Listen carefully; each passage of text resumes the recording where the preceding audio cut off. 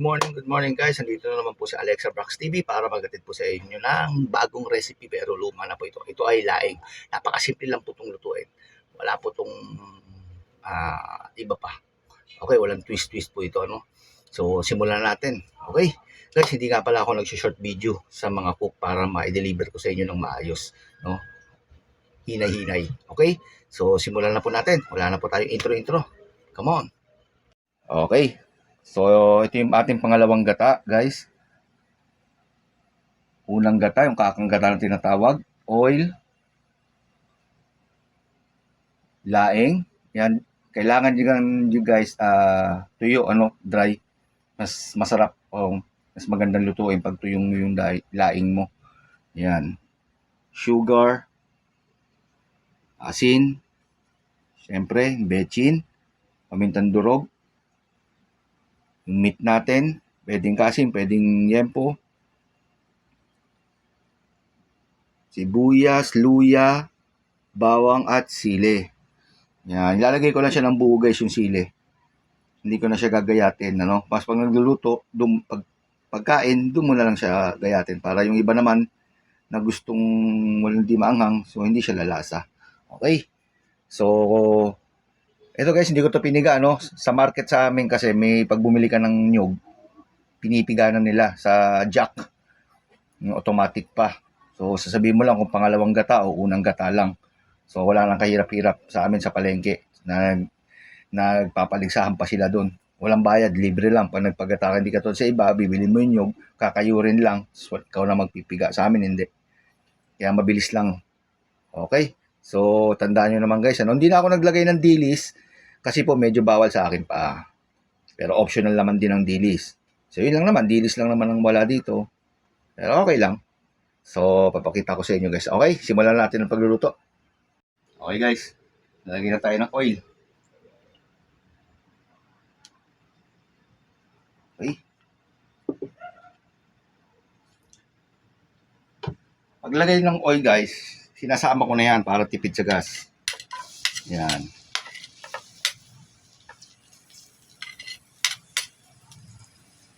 Okay. Nasama ko na kagad yan. Hindi naman kailangan na maging golden brown.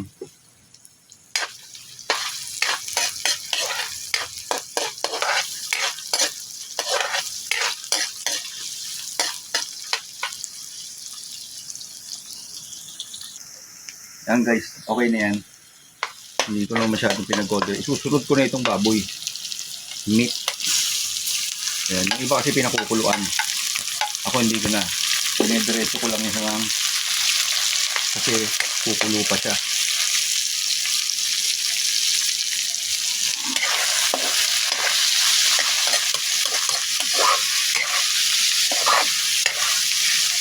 After nito guys, mahalo mo lang yan. Yan. Sunod na natin yung pangalawang gata. Ayan.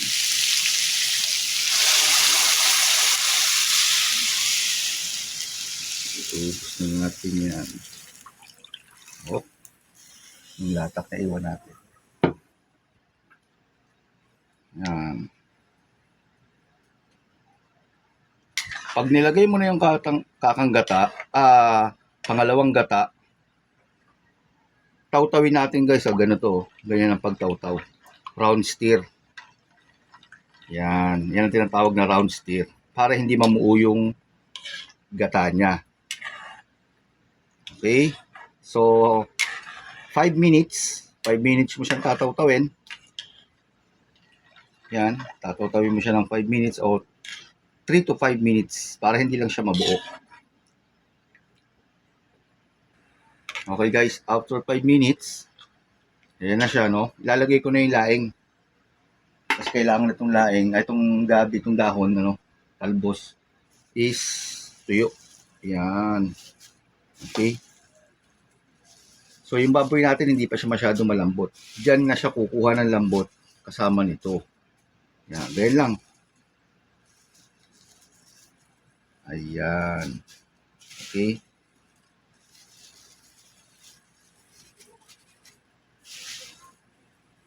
So, hindi ko pa nilalagay yung asin, yung mga ano natin.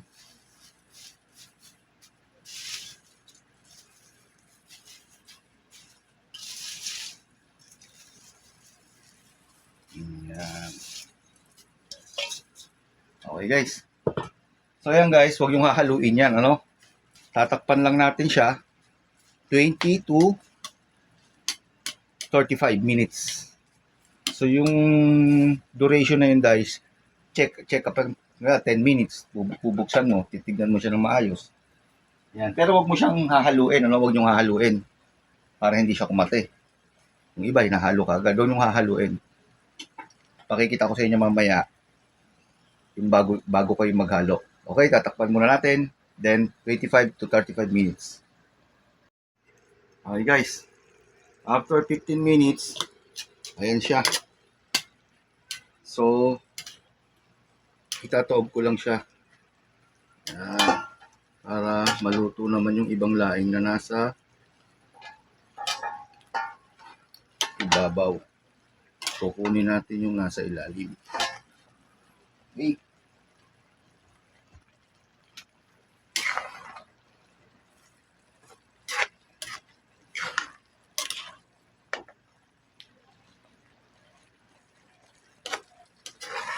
Ayan.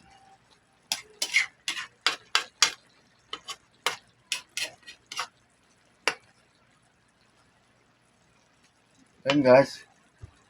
Ilalagay ko na yung asin. Okay.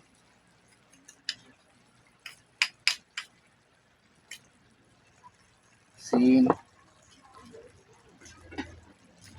Paminta. Yung betchin guys, mamaya na yun.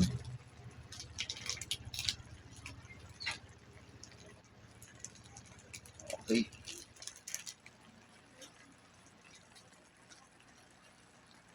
At itong sili natin. Ayan.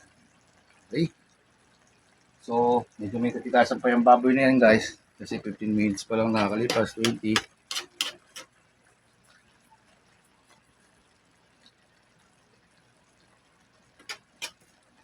Okay, so tatakpan natin ulit.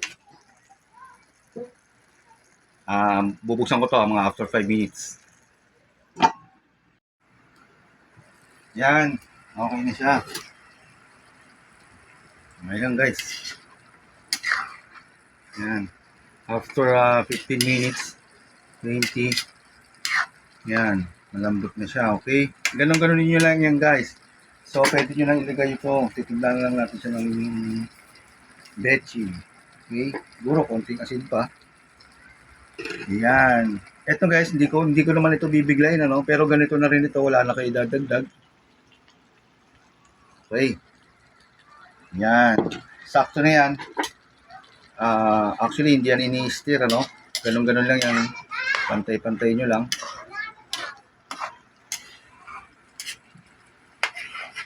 Yan. Ganyan lang ang paghalo yan guys. Hindi talaga yung halong-halong ganon.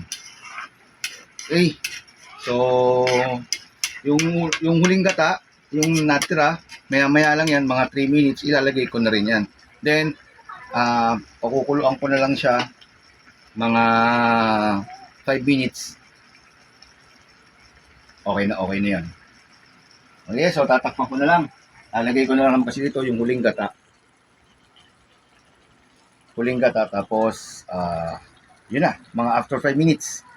Okay na yan guys. Yun guys, after 10 minutes. So, okay na yan. Yan. So, pwede natin ilagay itong asukal. Ay, nalaglag pa. Bulas kasi. O, yan guys asukal. Tapos lalagyan na natin siya ng... Huwag ka kasing ninervyusin. Lalagyan ko siya ng Pag konting nagbablog tubig, ka. Yan, kasi kulang yung juice nung nyog. At lalagyan ko siya ng... Ang paglagay ng kakanggata guys, hindi binibigla. Yan, unti-unti lang siya. Okay.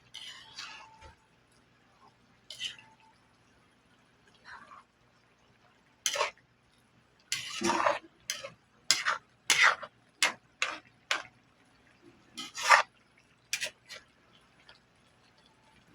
Nandiyan pa rin ang sili guys. Dito pa rin ang... Okay. So, mga 15 minutes yan guys. Mga 15 to 20 minutes. Low heat lang tayo.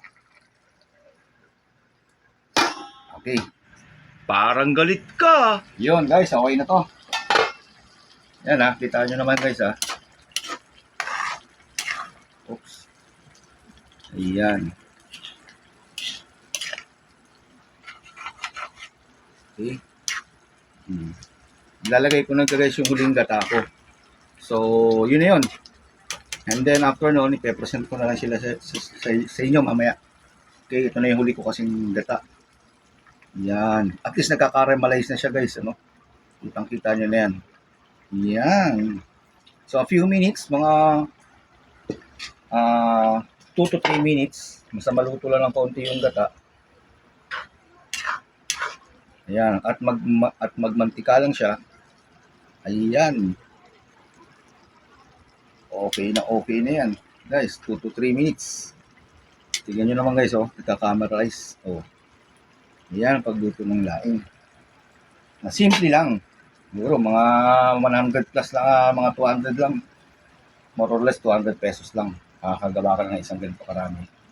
Ayan. Kasi yung meat ko, 150. Tapos, 50 pesos na, mga 200 plus pala. Mga 250. Okay na yan. Okay guys, ayan na. Oh, na-present ko na guys. Okay na siya. Makapalaban na naman kayo nito sa kanin, sigurado. Diba? Nagka-caramelize siya. Caramelize. Tapos, yan, hindi ko naman piniga yung sili guys, ano. So, okay. Sa susunod ulit. Thank you. Guys, maraming salamat po. Sana natutunan niyo po yung aking konting kalaman, no? Alam ko naman po sa maraming may alam na magluto ng laing pero napakasimple lang po itong niluto ko. At sinishare ko lang po ang aking kalaman. Shoutout nga pala kay paring Jeffrey Nale. Yan po, siya po yung nag-request ng ating recipe ngayon for today. Okay? At ubus daw siya ng isang rice cooker. Yan, aking kumpare. So, masarap daw po yung aking nilutong laing. Luloko ka lang yan. Papaniwala ka naman. So, thank you guys at good morning. Sana nasubaybayan niyo po. Please, always subscribe Alexa Brax TV para po masundan niyo po lahat ng aking mga vlog sa pagluluto. Maraming salamat po.